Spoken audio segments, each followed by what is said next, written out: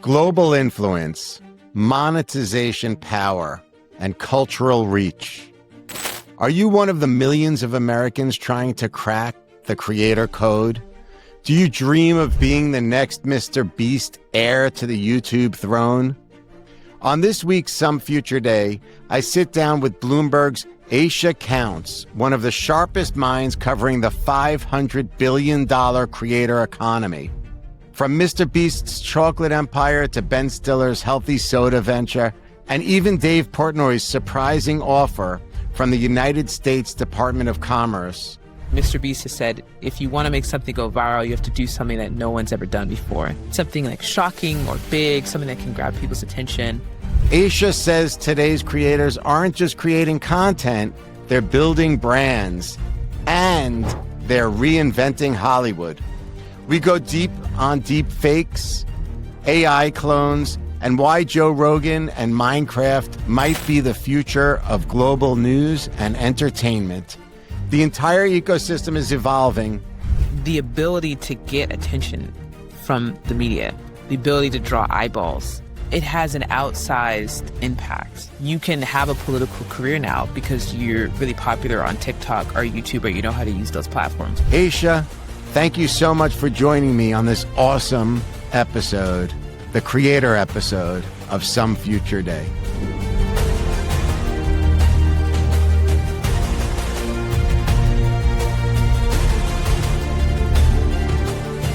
Aisha, it is so nice to see you. I'm so happy finally, after like a year, we're getting you on Some Future Day. It's great to see you. How are you today? I'm good. No, it's good to be here. I know I was thinking about that. Been talking about doing this for a while, so it's nice that we're finally making it happen. Long time. You know, it's interesting. You're covering an area that a lot of our viewers love, this evolution into the creator economy, but you're also providing a very important role for society, journalism. So I thought before we get into like the creator economy and all things digital, I want to go backwards in time and talk about how you ended up, like, how did you end up getting into journalism? What was your career path to take you there? It's been such an interesting journey. I mean, that's life, right? You sort of go on these unexpected paths. When I went into college, allegedly, right? When I went into college, I was a business and philosophy major. So I was like, I want to understand business. I want to understand the markets and all those sorts of things. I had sort of gone through that financial crisis, 2008, really impacted my family. And I was like, I want to understand what happened and have that sort of knowledge. And then I just loved philosophy and thinking and reading. And so I thought I was going to go work in business for a couple of years and then become a lawyer. That was sort of the plan. And then I realized 3 years, $100,000+ of debt, and that whole process maybe wasn't for me. So I worked in management consulting for a couple of years right out of school and did the typical consultant life, traveling every week, working for some of the biggest companies in the world, and still had that sort of itch to tell stories, to ask bigger questions. And so during the pandemic, like a lot of folks, I was thinking about what my next steps were, and the light bulb sort of clicked off. And I said, oh, I can do journalism. I have the business background. I'm interested in asking some of these questions. Let me see if I can weasel my way into the industry, managed to get an internship. So I quit my consulting job, took this internship. My parents were like, what are you doing? And it turned into a job. I worked there and then ended up at Bloomberg just through meeting mutual friends, and they had a need for someone to write about social media. I had an interest, and that was that. And obviously being a consultant really helped with Bloomberg. I'm like, I know how to read financial statements and do all that stuff from business school. Sure, but it's kind of interesting, the makeup of your acumen, the makeup of who you are. When you talk about taking that risk, leaving consulting and taking an internship, right? Like your parents thought you were nuts probably, but what were you thinking? Like Gen Z often asks me, like, how do I get into it? I want to break into finance or fashion or art or music, whatever. And my answer is always like, you just got to start. You got to roll up your sleeves and get into it. Grab an internship, get an entry-level job, but you got to start. So in a way, you kind of went backwards career-wise, right? You had this interesting, probably cushy like consulting gig, and then you are like, oh, we're going to hit reset and start again. Like that must have been tough. How did you work through that issue? For me, I felt like I knew I would regret not taking that risk and taking the leap. And in my head, whether I thought this was true, maybe it was true, I felt like, so I worked for Ernst& Young at the time. Ernst& Young is always going to be there. That's what my head was. And so I'm like, if this doesn't work, I will go back to Ernst& Young, or I'll go to KPMG or a Deloitte or an Accenture or somewhere else. I still have that skill set. I'll just go back because I know that's the big stable thing. But if I don't take this leap and go into journalism now, I sort of felt like I might miss my chance. It gets harder. The older you get, the more responsibilities, the more secure you get. And so I just felt like I was at this point of just do it now and see if it works. And the only way I'm going to know if it works and if I like it is to just take the leap and do it. So that's cool. I That's did good. it. Good for you. It's funny. Like for me, my legal background is what gives me a lot of respect for journalists, especially like traditional journalism, right? Because we're seeing a fundamental shift. In fact, on my show, I had an award-winning journalist, a White House correspondent who came on. You probably know Jessica Yellen, and she fancies herself a news creator, like the first ever like political news creator. Now, that's how she positions herself. But I think journalism is really important. The reason I mention it in the context of a lawyer is because I think journalists telling the truth play a fundamental role in making sure that society works properly. Did any of that come to mind when you took that first internship gig? It did. And that you mentioned, I mean, there are so many parallels between law and journalism. And I felt like a lot of the things I was interested in about law, I could do in journalism. So I mentioned I was a philosophy major and I was studying political philosophy. And so Yeah. my whole lens was, how do you design a society that's fair for everyone, gives everyone equal opportunity, both economically, socially? So those are the sorts of things I was thinking about. And lawyers and journalists both approach that just from different lenses. And so I was thinking about that as I went to journalism, is how can I ask some of these bigger questions about the role of business in society or technology or all those sorts of things. And so it absolutely was a consideration for me. And I found a lot of the things I liked about journalism were things that first kind of drew me and attracted me to the legal profession also. Yeah, I think it's interesting. Journalism is shifting. And I think I mentioned to you at some point, like the Wall Street Journal has disappointed me personally lately. But one of my best guests ever was the editor in chief, the former editor in chief of the Wall Street Journal. And during our conversation, he said something to me about how journalism is fundamentally changing. What he mentioned was the newsroom was in place at the Wall Street Journal. He was there, by the way, for like 30 years. And he said that the newsroom used to be there just to report the facts. But now, because of digital reporting, creators, et cetera, social media, the entire ecosystem that's at play here, a lot of the journalists in that Wall Street Journal newsroom are looking to create the narrative, to actually set the news rather than reporting the facts. So I'm wondering, like, do you ever have that tension personally? Do you ever think in terms of like, what's going to get the clicks? How are we going to drive revenue to Bloomberg versus it's my job to report the facts and that's all I'm putting in here for my readers? It's such an interesting way to think about it. I think most journalists probably think about both of those things. Of course, you want Yeah, to report the facts, give people a sense of what's happening, but you also think about, how can I break news and where can I break news and where can I sort of be the expert on something, right? So if I'm writing about Elon Musk, there's a couple people who have written books about Elon Musk and Twitter or him and Tesla and SpaceX. And so when you're going into that space, you think about, what's the existing coverage, what's undercovered, and where can I sort of dive in, right?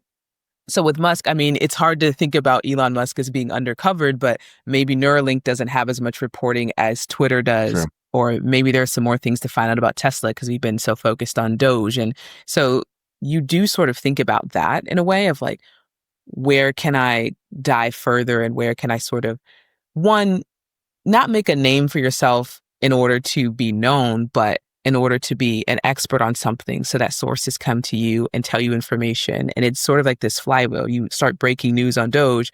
more and more people that work for Doge are going to come to you, and you're going to be seen as the person who knows what's going on and breaks the news. And so it actually helps your reporting. So there is sort of an element of strategy to it, of thinking about like, where do you want to focus and spend time and dive deeper, and people's curiosity leads them. And that's how you get a lot of these huge scoops. They just get obsessed with one area of a business or a person, and they just keep going further and further than anyone else. And then that's how you get those really big investigations and those sorts of things. So traditional journalists like you are really important also because you apply a certain methodology to your process. For example, fact checking, right? Like how does that work? And then I'll take you to the next question. Like how does the fact checking process work for a traditional journalist? It's such an extensive process because on the one hand, before you even put words on a page, you want to make sure you're hearing the same things from multiple people that are reputable in their spaces. So if I'm hearing that Twitter is firing a bunch of people, I obviously want to hear that from people inside the company, people that would know. So ideally someone who's more senior, maybe an executive. And I would want to hear that from 2 or 3 or 4 people. And then I want to go to the company and say, hey, I've heard that you're going to be laying off people, or sources are telling us this. Do you have any comment? They'll either confirm or deny, or maybe they won't say anything. So you have that. Then you actually write the story. And then your editor goes through it line by line and says, how do you know this information? How do you know this fact? How do you know that? And they sort of question where you're getting everything. Who were your sources? Who do you know?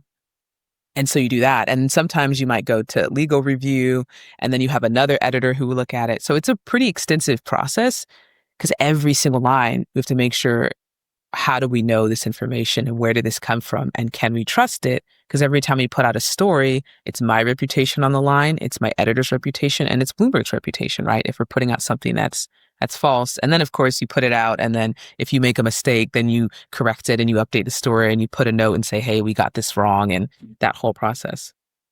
So that higher standard is something I have tremendous amount of respect for. I think it's really critical. And it goes back to us talking about journalism playing a significant role as a cornerstone within a functioning, let's say, democratic society. But we're living in a day and age now where there are so many people, creators specifically, who are kind of delivering the news and making news themselves. Look at Joe Rogan, for example. I mean, his audience is not just massive and tremendous on a global scale, but it's almost like anything Joe Rogan says, people believe. But he's probably not going through that same methodology that you are as a qualified journalist as it relates to fact checking, et cetera. He's a comedian with a big platform, telling stories and getting paid a lot. So we could probably use, or create like 10 different examples of the modern day Joe Rogan. What's the risk to society? Because I think that next generation, Gen Z, Gen Alpha, they don't really see or understand the fact-checking methodology that, some of the more reputable news outlets like Bloomberg bring. So what happens to society when individuals like Joe Rogan are delivering the news? I mean, it's something that we think about all the time, right? And it's interesting because most people don't know how a news organization works and what the process is. I didn't know what the process was before becoming a journalist. I knew that there was fact checking and they had some sort of an editorial process, but I didn't know the extent of it. And so part of it may be, and I see some newsrooms doing this, how can we peel back the layers on our process and tell people this is where we got our information and this is why you can trust us? We might just have to do that more as journalists and as news organizations. Part of it does fall on consumers and readers to think about, okay, if I'm listening to Joe Rogan's podcast, where is he getting this information? Is he qualified to be telling me this information? Does he have any, biases or reasons to lean one way or the other? I'd say that that's the other thing we try to do as journalists is how do we make sure we're not being biased? So if we're writing a piece about politics and everyone that we quote is conservative, well, let's try to get someone who's a little bit more left-leaning in there too, so that we can have both sides of the conversation, right? So we try at least somewhat to be objective and unbiased. The challenge with a lot of creators, whether they're news creators or just general entertainment, they're not necessarily trying to be unbiased, which is fine to have your opinion. But then if you start sharing things as if they're facts and as if this is the truth, that's where it gets tricky, right? If you haven't gone through the process of verifying and fact checking and making sure you're talking to experts. So it's a challenge. I mean, I think part of it is maybe a need for more media literacy for people to really understand what information they should trust and what they shouldn't. Part of it is on us as journalists and news organizations to maybe peel back the layers a little bit on our process and explain how we got information and be a little bit more transparent.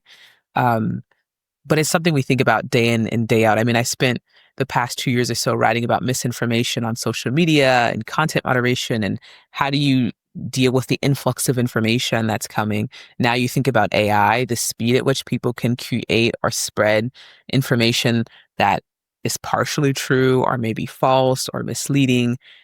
How do you handle that? How do you grapple with that? And really the only way I think is for individual people to really be conscious of what their media diet is and what information they're consuming, because there's no way to stop the flow of information, right? It's just not going to be possible. So how do we approach that? And then it's interesting too, because a lot of the social media platforms have stepped back from wanting to moderate certain content or label things as misleading or stop people from, maybe sharing false information, which can be good and bad.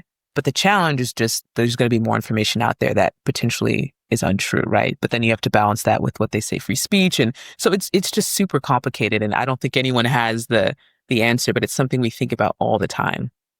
Well, it's interesting on the news front. And again, I know we're going to get to the idea of creators, but on the news front with AI generated news, I think just last week, Reuters reported that China was using generative AI to create anti-American, anti-capitalist, anti-democratic reporting that they were pushing into Taiwan. And they were pushing it in with video and print and like some photorealistic imagery. So they're trying to like fracture the Taiwanese. Like apparently they were trying to divide the Taiwanese as it relates to the general sentiment of America. So, it's incredible because you have the ability to create biased content and then deliver it into an entire region of the world.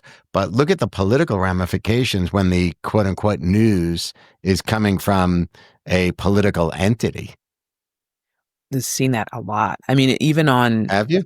Facebook, I mean, they put out this threat report every quarter, and they basically would say, we've seen bad actors in Russia and China and Iran using social media, using AI bots to spread information. So whether it's saying, you should vote for this political candidate, or maybe there'll be a news article and they'll have a bot comment on the article and say, this article is so accurate, or this is so, I agree with this completely. And things like that. So they'll use AI. I don't know that Meta says that it hasn't sort of stopped them from being able to detect and take down some of those, what they call covert influence networks, but it's happening already around the world. Exactly what you're saying. Folks trying to use persuasion and influence to get people to think differently or to vote differently or to act differently. And that's actually something people are really concerned about. Aside from just sharing false information, when you start to be able to persuade people and make them think differently, and you start to use emotional tactics, I mean, that's where it gets sort of scary and a little bit concerning, but it's happening all over the world. And again, how do you approach that, right? You sort of maybe use AI to detect some of it. You have human people who are going through and taking things down, but so complicated, especially with these bigger ecosystems, right? So if you look at like these big tech companies, since we're hovering around Meta, I mean, they own social media verticals like Instagram and Facebook. They own a content creation AI in Llama, right? They own WhatsApp. And what they could do then is effectively drive content creation through artificial intelligence, marketing and promotion through social media. And then on the other side of it, if they want to use cryptocurrency or any type of currency, they accept transactions. They could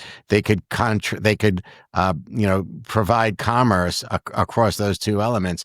So it's incredible. I think they're actually in Congress this week to see whether or not they're monopolizing, and then move over to like Amazon. Amazon is right there too now. There are rumors that Amazon is going to purchase TikTok, and again, you create this whole thing with TikTok, AI generation, social media, commerce. Then you have the content creation for Amazon Video, Amazon Prime, and then obviously the merchandise side of it. So these big tech companies are really becoming way more powerful. In some cases, I heard somebody talking about Meta the other day saying that Meta could be even powerful than certain governments on the planet. So if they're creating and delivering media like this, if they're creating and delivering content that could influence people that's biased, I mean, it could really impact society.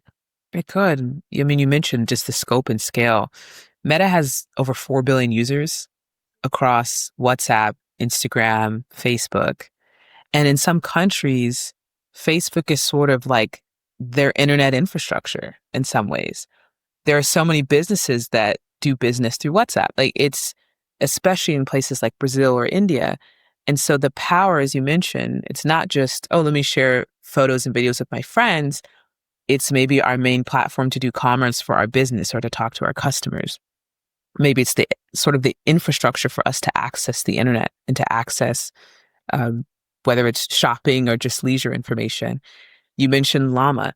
Meta is a leading AI company. There are hundreds of startups and even other companies that are using their large language models to build AI chatbots or tools or other products and functionalities. So you think about just the ecosystem, and then you think about an augmented reality and virtual reality. They're a major player in that space too. And so if that becomes sort of a leading platform, what are they going to do there? I mean, they have their hands in so So what much. could go wrong? No problem, right? So Exactly. just to segue into the creators, like it becomes problematic also because they could impact the creators' economy in adverse ways for those creators that have been, for years grinding and grinding and building their audience, building their brand's positioning. I understand that there are deep fakes of creators now that are being built. I don't know if you've been following that story, but it's pretty alarming. I know that I'm like a little bit of like a mini micro creator with this show. And every week I have these fake accounts on social media popping up, and they give the appearance as if it's my account. Like they literally take my post my show, etc. But for what happens with some of these bigger creators, again, we could go back to Joe Rogan, where people are creating deep fakes. They're using AI, and you believe that Joe Rogan is saying something that could impact the society in a terrible way. Yeah, I mean, we've seen that with celebrities. We've seen so many instances of that. And there's been a couple different approaches, right? I think YouTube last week or the week before um, talked more about their AI detection tools so they can detect deep fakes of the big folks like a Dude Perfect or Mr. Beast and try to take those down. And I think they've been doing that. And the other platforms also have policies about that, right? You're not using AI to impersonate someone else and they try to take it down. But as we mentioned, right, the scale of AI and how quickly it can move, how do you detect everything? How do you find You can't. everything, right? And then if you, like someone was telling me there was an advertisement of Andrew Huberman supporting some supplement or some product, and he came out and said, that's not me. That's a deep fake. That's not, Right. I never supported that product or whatever it was. And so you think about that too. If you have someone like a Joe Rogan or Andrew Huberman saying, oh, buy this product or vote for this person or use this supplement, and that's not actually them, people are going to go and do that. I mean, right? That's the whole idea of an influencer is that they have people that are going to listen to what they say. So what happens if someone comes in, creates a fake version of them, says all this kind of crazy stuff and people believe it and do it? Like, how do you sort of combat that? I mean, people find it, but by the time you find it, sometimes a little bit of the damage is done. So pulling back all the way back now and focusing in on, from a generalized perspective, the creator vertical. What is the state of the creator economy today? Like, what are you seeing? Where do you see its current status, and then where do you see us going? It's interesting. I feel like we're at this sort of inflection point. I know a lot of people talk about that Goldman Sachs number, $500 billion by 2027.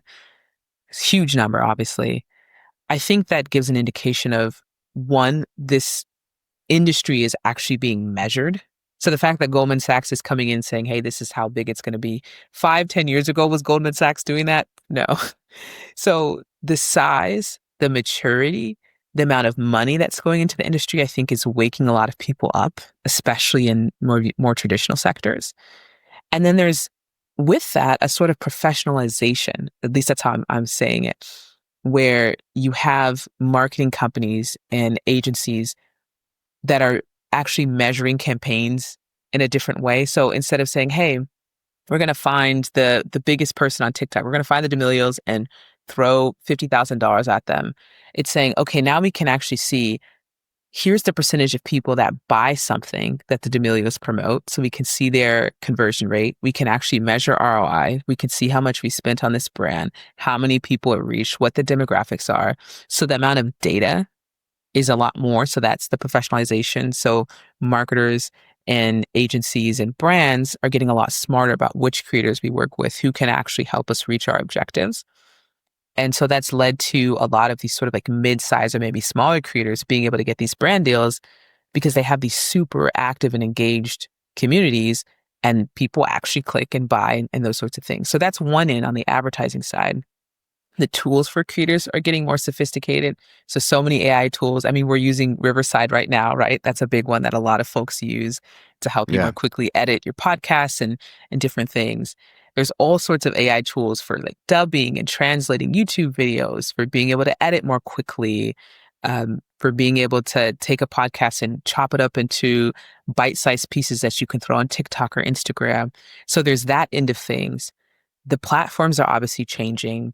More and more creators are making a living off of the social media platforms. More of them are starting to actually pay creators. YouTube has obviously been the big one, but now we're seeing Snap share advertising revenue. We'll probably see other platforms start to do that more also. And then there's institutional investors in the space. So there's VC firms like Slow Ventures, which just launched a $60 million creator fund to invest in brands led by creators. We're seeing PE and VC firms really investing, whether they're buying YouTube channels or they're investing in brands led by creators. So you're just seeing more money come in. You're seeing some M&A, later acquired Mavely from like affiliate marketing perspective. So it's the inflection, I think, is really more data, more money, more measurement, more folks in this industry.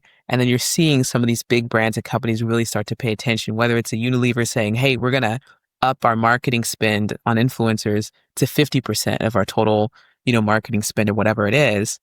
So you see that also. So it's so many things, but I think it's just more and more people getting involved, more money. And I think we're going to see that continue.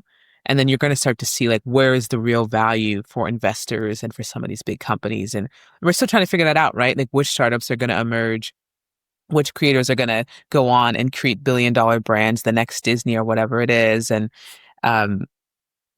which brands are going to lean even further into influencer marketing and make that a bigger part of their strategy.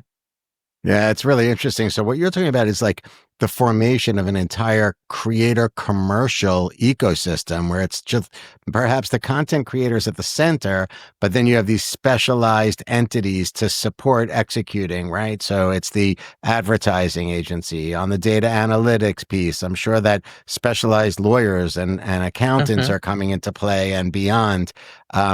Is that number right that you shared with regards to Unilever? Is it half their budget is now being dispersed for influencer marketing towards creators?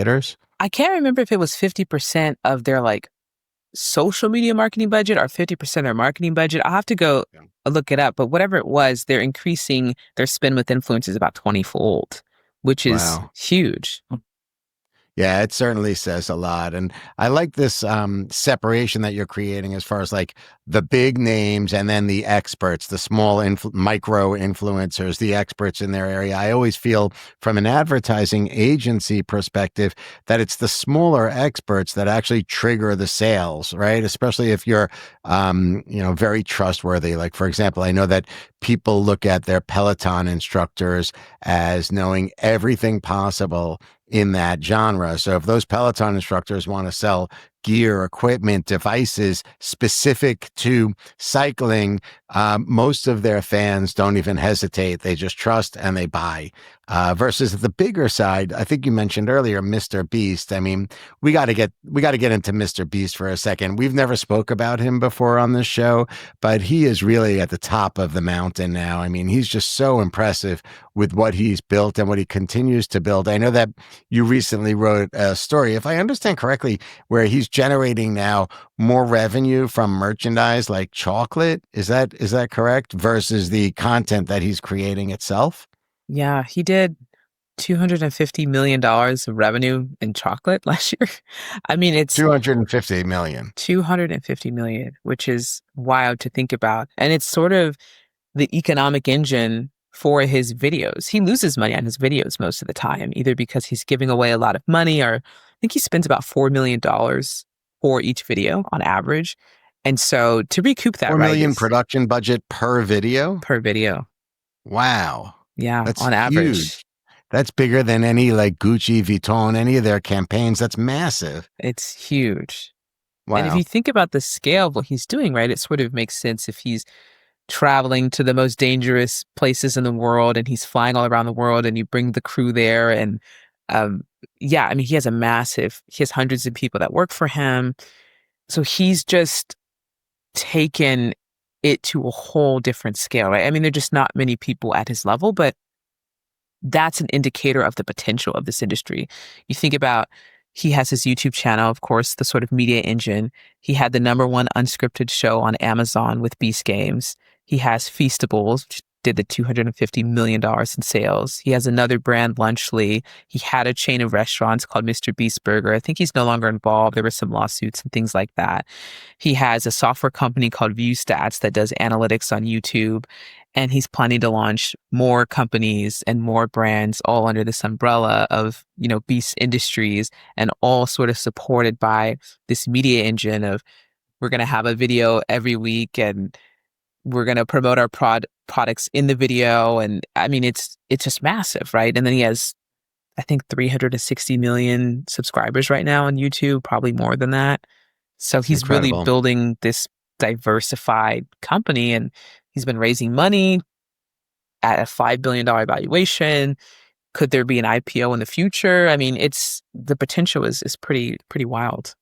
So you're really looking at a company, like I think you referred to it as Beast Industries. I mean, it's kicking off. It sounds like about $1 billion in revenue from all of these ancillary products and services that he's providing. Yeah, hundreds of millions for sure. At the very least, hundreds of millions of dollars in revenue. And again, it's like Feastables, I think he started a couple years ago. And to hit that amount of sales in the CPG space is hard to do. But we see brands led by creators doing that, right? They're hitting sales faster. Now we'll see what the longevity is of it, but the power of having an audience, of having a bunch of followers, they know your name and they go into Walmart and they see, oh my gosh, Mr. Beast, if you're like a young boy, that's a dream for you. And of course, you're going to make your mom or your parents buy you that chocolate bar over any other bar on the shelf because you're watching his videos every single week, right?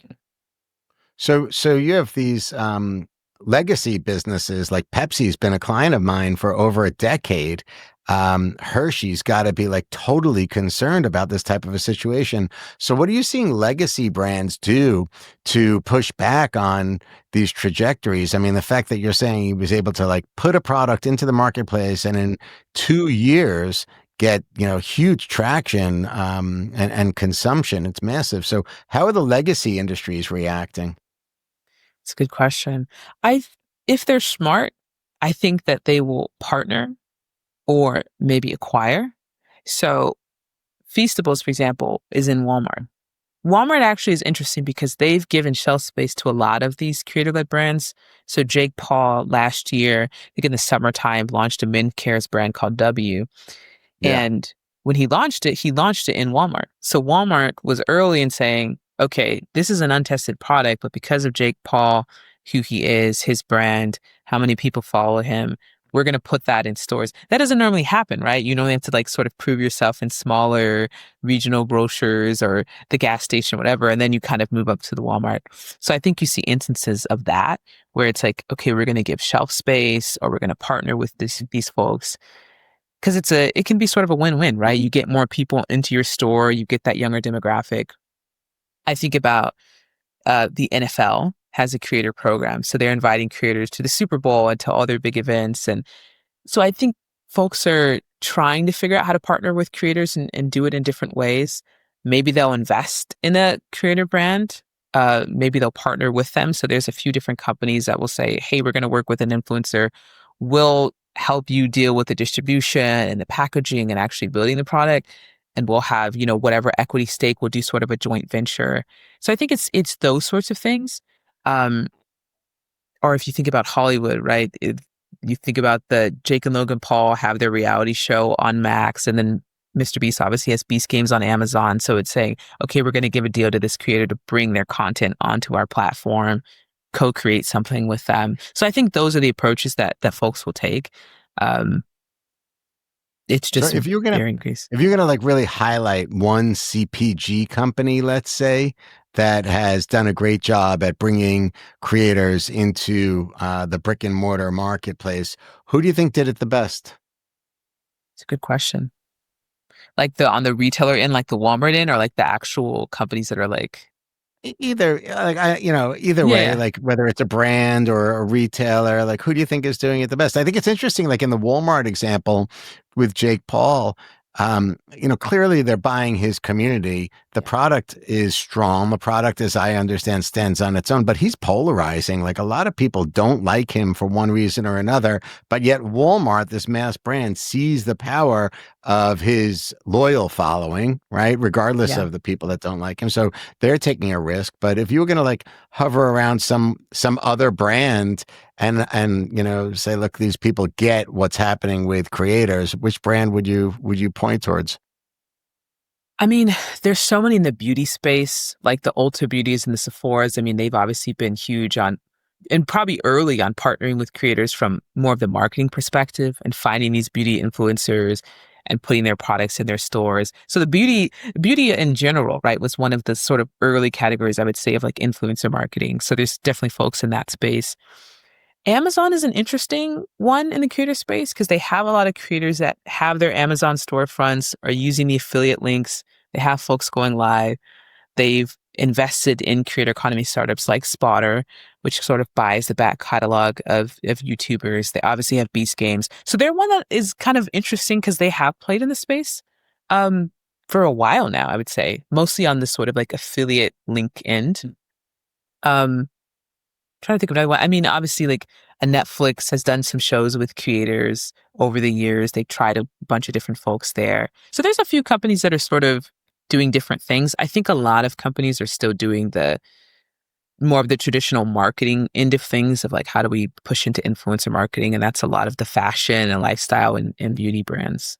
Yeah, I think it's interesting that you raise beauty. It's I saw a stat just recently released that showed that S-commerce, specifically on TikTok for beauty, is just going through the roof. And some of the numbers that are being achieved in that S-commerce space with TikTok are challenging Ulta, just, straight up. Like I think they got to like 2 billion in revenue for beauty on S-commerce and TikTok in a tiny, tiny little bit of time compared to like how long it took Ulta to get to that threshold. So it's remarkable what's happening there. Who do you think a challenger to Mr. Beast is? Like, who will be the next Mr. Beast? That's a great question. If I think about, okay, who's going to build it? Because really at this point, right, he's built this media company and it has all these different offshoots. The other creator that comes to mind that's done that is like a Dude Perfect. They have merchandise, they have a live tour, they have a lot of different channels. They just built a huge headquarters out in Frisco. I visited a few weeks ago and they're going to do live events there. They're trying to build a theme park. So if I think about just like the scale, they don't have the same amount of followers. They obviously have a different approach. They've been talking to like Netflix and other streamers about doing a show there. So if I think about creators that are kind of across the board have this diversified company. They're one that comes immediately to mind. There are probably others that I'm missing, but in terms of just like having the physical products and the media side and all of that. It's interesting because if you look at Mr. Beast and you look at Dude Perfect, a common trait or a common strategy for both of them is to create like these eye-popping, shocking moments for the viewers, right? Like they really are like shocking their whole audience, their whole fan base. I imagine you agree with me. If you're going to see successful creators, or if you were going to advise somebody who wants to become a creator, what would you give them as it relates to, three elements that they should master to become excellent creators, to maybe challenge Dude Perfect and Mr. Beast in the future? Like you're talking to that 16-year-old girl who's sitting in her apartment in Manhattan today and dreaming of becoming the next big creator in the beauty space. But they're also in beauty. They're shocking. They're doing things that are shocking and innovative and eye-popping as well. So what would be the three areas that you would guide the next generation of creators towards as far as skills go? Based on conversations I've had, I mean, at the end of the day, right, it comes down to storytelling. You touch on something being shocking and kind of having these moments. You definitely need to do that on YouTube, just in terms of retention. If I'm watching and I can watch for free, if I'm not engaged, I'm just going to click off and go watch something else, right? It's just a very different kind of behavior. So having something that's shocking, Mr. Beast has said, if you want to make something go viral, you have to do something that no one's ever done before. So a lot of the big YouTubers are doing that. So have something like shocking or big, something that can grab people's attention. The thumbnail is super important to get people to click on. So thumbnails and titles, that's just kind of like a logistical piece. And consistency, right? Like you're not going to post one video and go viral. Just YouTube is just such a different platform than a TikTok. So posting consistently over time, and you might have to do 50 or 100 videos before you sort of break through. Maybe you have to do 25, but it's just doing one video is just not, it's just not how you go viral and how you really get big. You have to really commit, I think, over a long period of time. It's a lot of work, though. Do you ever see some of these younger creators just burn out, like just totally from a health perspective? Are there mental issues that creators are going through these days? Yeah, a lot of the even big creators have stepped back. I mean, David Dobrik stepped back from YouTube for a while and took a little bit of a break. I think, there's been so many folks that have sort of stepped back for periods of time because, again, having to do that week after week after week is a lot. You have to come up with the idea, you have to shoot it, you obviously have to edit it, and then to keep that fresh. Because at any point, you stop posting videos, your audience starts dropping. That impacts your income, your money. I see it a lot, especially on like a TikTok or an Instagram where folks are posting every day. It's shorter, but you're posting every day, maybe multiple times a day. And so there's this sort of fear. You stop posting, you stop creating content, you lose your audience. And when that's your livelihood, what do you do? So, burnout is a huge challenge. And that's why I think we're in this point where more and more creators are saying, how can I launch a digital course or have an event series or get other people to be the star of the video and hire out a team that can make stuff? How do I launch a brand so I can make money without shooting a video? So I think that's why folks are going into these different areas of how can I have a business outside of having to post a video every day or every week. Yeah. What about though when it's an older person or an older generation? I know you covered the Ben Stiller product beverage launch, I think low sugar recently. And I'm sure part of their strategy is to like tap into this creator economy, to tap into YouTube and then short form with shorts and going across Instagram and TikTok. I imagine that's all part of their plan. But does it stick, or is he going to reach an audience that even knows who he is by going into this world? You know, he should definitely try. At the very least, right? Like I think about an example, someone like a Kevin Hart has worked with creators very well. And Right. whether it's finding folks on TikTok that are rising star comedians and kind of bringing them into the fold and working with them and training them. He just partnered with a YouTuber, Kanigra Dion.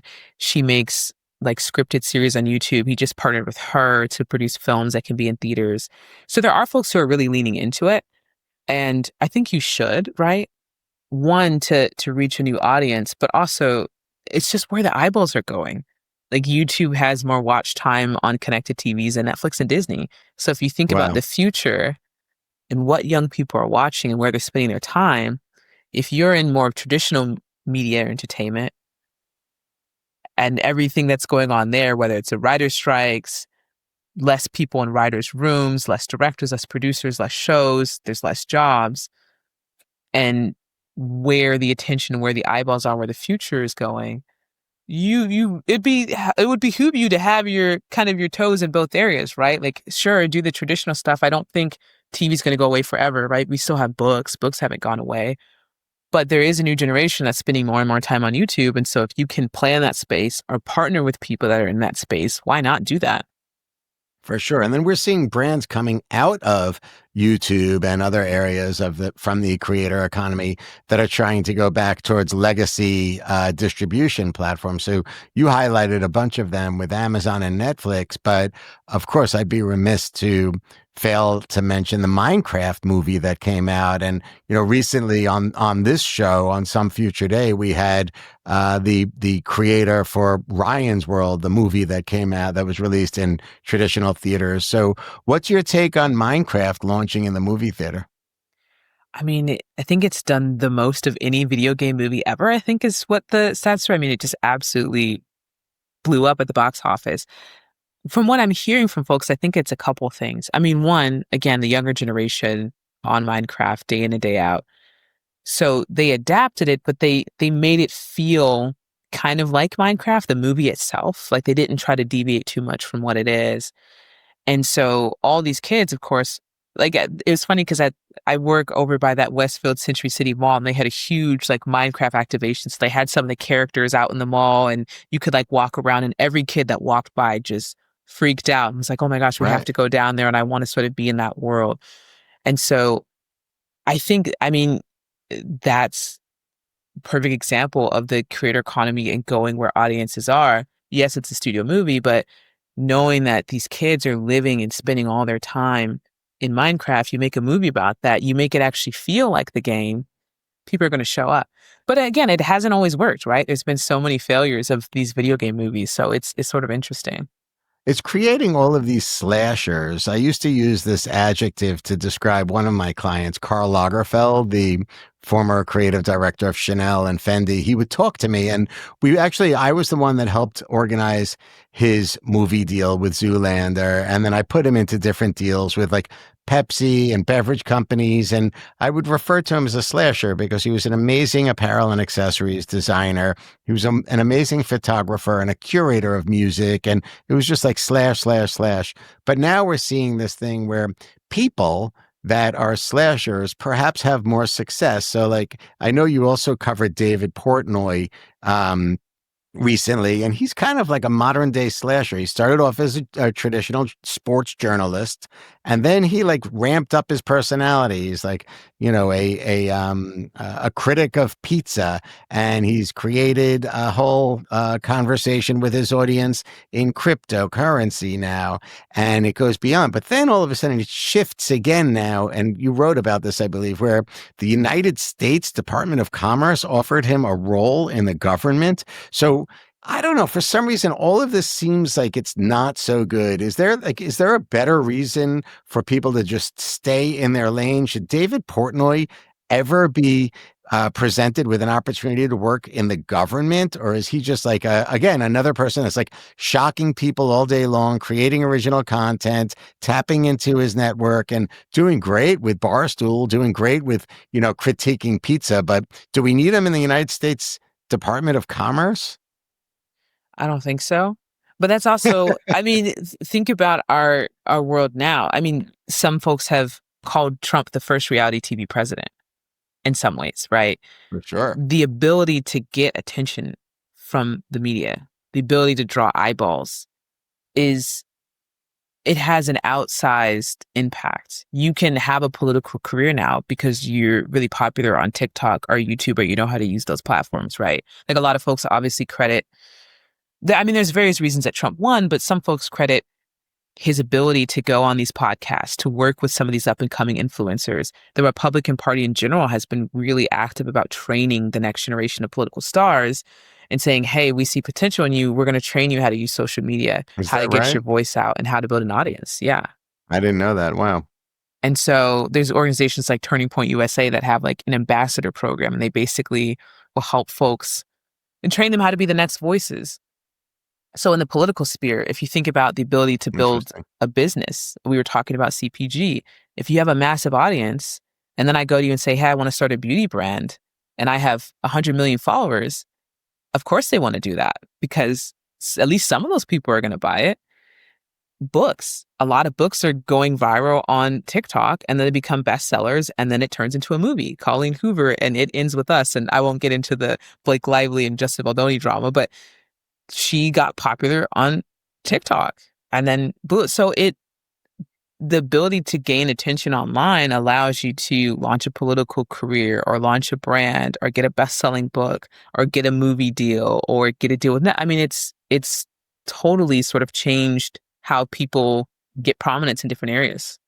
It's totally transformative. I was watching Black Mirror, the very popular, like, I guess, sci-fi series. And I don't know if have you seen any of the new episodes? Are I you haven't into that seen the show at new all? ones. I remember watching one of the old ones where you could see how many likes people had, and like they had like this weird social media episode way back in the day that was sort of fun. Yeah, but it's interesting because what you're talking to is where social media. That episode I kind of remember vaguely. It was like where social media is used to create like a currency with regards to morals and ethics and behavior within that community, and we're seeing that cross into China right now.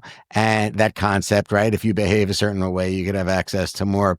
But what I was going to say with Black Mirror is like some of the concepts that they're presenting now, I think we're like here in reality. It's like pretty wild. It's not just the example that we're using with regards to likes and shaping human behavior, but even beyond that, where we're living in this world, our leaders are media darlings or well known because they're in media, like the United States Department of Defense. Pete Hegseth moved from broadcast television into this position where he's running, the biggest military on the planet. So it's a funny time because things are definitely disrupted, to say the least, because of technology, content creation, all of it.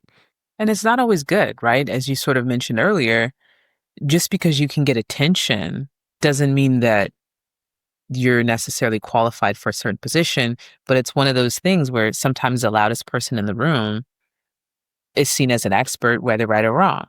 And so Correct. if you can it's just a way of standing out, right? I think about random example. If I'm trying to apply for a job on LinkedIn and I have a bunch of followers on LinkedIn and people see my posts all the time, I might stand out more than someone who never posts on LinkedIn, even if they have better qualifications, just because I'm active and loud and more people are going to see me. I have more visibility. So there's pros and cons to that, right? Like that doesn't For, necessarily mean I'm the best person. I just have a particular skill set in media and getting attention, which is for different than sure. the job qualifications, right? Yeah, it's dangerous. And we're seeing that kind of thing with Tucker Carlson now, where he brings people on that are rewriting history and are not experts in history. And I think Joe Rogan is having a little bit of that too. I think it becomes dangerous. So, in your opinion, where do you think the biggest pitfall is for the creator economy in the short term? Where do you think that we're going to see some stumbling points or roadblocks for the creator economy? Think it'll be a couple things. One thing I think about as the industry is maturing and getting more professional, I think a lot of things are going to come out, right? Like there was a lot of lawsuits against Mr. Beast for the Beast Game show, people saying that it was unprofessional, they weren't getting medicine or food, and it was a number of contestants, right? It wasn't everyone, but you're going to start to see things like that where if you're a YouTuber and used to kind of just like flying by the seat of your pants and running things in a certain way, as you get bigger in scale, you're going to have to start to do kind of more of the Hollywood stuff, right? They have unions and it's a ton of regulations and labor laws and all those sorts of things. So I think we'll see more of that in the creator economy, more regulation. Maybe it's a union or just more things there. Um, so that's going to be a challenge for folks is, okay, now you're going to play in the big leagues, but with the big leagues comes a lot of scrutiny. If you see more creator brands launching or folks going public, similar thing. Now you have investors that you're answering to. You have to operate at a different level, at a higher level. If someone like a Mr. Beast goes public, then you have reporting. And so I think all those things are going to start to come into it. I think there's going to be probably a lot of legislation or more legislation around things like kids' social media use and child safety. So that's going to be a challenge for the platforms. It's been a challenge, but it's going to continue to be a challenge, and probably a challenge for a lot of these young kids who are starting on social media or their parents who are creating accounts for them. I think, as we've talked about news and journalism, that tension there, people getting their news and information from content creators who may or may not be qualified to talk about what they're talking about, as opposed to traditional media. So traditional media is going to have to figure out how to grapple with that. That's going to be a huge challenge. I think those are the sort of big things, just like regulation, news, labor issues, those sorts of things. Yeah, child safety is going to be huge. My 8-year-old daughter is, in gaming platforms and pulling in content off of TikTok and YouTube all day long. I know that like Meta is really boasting about its child safety, current application. But in your opinion, do you think any of the media platforms get it right when it comes to child safety specifically? They all have issues. They all have challenges. And I don't say that in like a dismissive way. Like I understand how challenging the problem is. I mean, Meta, like for example, now teens are automatically going to be in these accounts called teen accounts. So they have more restrictions. They can't send messages to a bunch of random people. Their accounts are private by default instead of being easily discoverable. There's all these sorts of settings. But that just happened last year. And how many years have we been talking about child safety, right? So it's wild. And who's really using it too? How do you enforce it? So they actually force all teens to go into that if you're under a certain age. Now you can lie about your age, and that's a whole different issue, right? Like if I just go on and I mean, I'm pretty sure I did that when I first had a Facebook account. I said I was 13. I was not 13, whatever it was, right? Yeah. So they're using AI and different things to try to detect people's ages, but it's a hard problem to solve. So I don't want to like dismiss it. Then you have Snapchat, which actually has been pretty decent at having features, but the problem with them is people were saying, oh, I can send a photo and it'll disappear. So you had kids messaging people to get drugs or messaging all sorts of people, and then the message disappears, right? And so they've added a lot of features where you can only add someone that's sort of in your network or that's going to be friends with you. You can't just message anyone. They'll flag things if it seems like there's an adult or someone trying to be friends with a kid and they have no relation. So they have different features, but it's a problem on all the platforms. Same thing on TikTok, like TikTok Live in particular. You have young kids going on there and pedophiles and different people that are trying to groom them or trying to get them to undress. And so it's a problem across all the platforms. And part of it is they want young users to be on their platforms from a revenue perspective. Those are the people that spend the most time there. So if you start to prevent young people from being on your platform, that impacts your growth, it impacts your revenue. But some have argued just don't even let kids on there at all. Like, even if they're, should a teenager even be on social media? I don't know. So it's a problem across all the platforms. And massive privacy concerns as it relates to their peer group, too. I know that there's a bipartisan movement right now in Congress surrounding the Take It Down Act. I think Senators Cruz and Klobuchar are leading the charge there. It looks like it's going to pass, but in that instance, I think it's a reaction. The American government is reacting to the fact that these victims of essentially deepfake pornography that was created and disseminated across social media reached out to the social media platforms for help, but the social media platforms couldn't help. They couldn't get it together. And I'm not suggesting that there was any wrongdoing by the social media platforms, but to your point, I think there's so much going on right now. They can't keep up with it all. And here we go. Like the U.S. government's going to step in. And I think, imminently the Take It Down Act is going to be passed and become, binding legislation here in the United States. So it's an interesting time. Well, I want to thank you. You've given us so much of your time today. But I'm not letting you off the hook. Every one of my guests ends the show the same way. I give a leading sentence and then my guest finishes. And I'm wondering if you would be kind enough today to play with me a little bit. Let's do it. All right. So in some future day, the creator economy will become the media industry. It will just be the media industry. It's just going to totally take over the media industry. Yeah, when we think about, I think there's not going to be the separation of this is the creator economy, this is media and entertainment. I think it's just going to be media and entertainment. I agree. I totally agree. So you'll see like Mr. Beast running MGM. Maybe. I really believe the next big media company is going to come from a creator. I agree. I think that's where we're at. Is there anything you'd like to add before we wrap it up? No, such a fun conversation. Always fun to chat about this space. It's a fun time to be covering this space and to be figuring out how to write about it and just to sort of chronicle the rise and everything that's going on. So it's such a fun time to be in this space, and glad we got to chat about it. It's such a pleasure to see you and speak with you today. I appreciate it so much. Yeah, great to see you also. Thank you so much for joining me on this episode of Some Future Day. I know your time is super valuable, so I hope you learned how you can leverage emerging technology to improve your life. And exciting news, my new book, Some Future Day, How AI is Going to Change Everything, is now available at Amazon, Barnes & Noble, Target, and other major booksellers across the globe. I am so proud to share that because of your support, the book topped the charts. It became #1 bestseller in cryptocurrency, #1 bestseller in artificial intelligence, and #1 bestseller in robotics.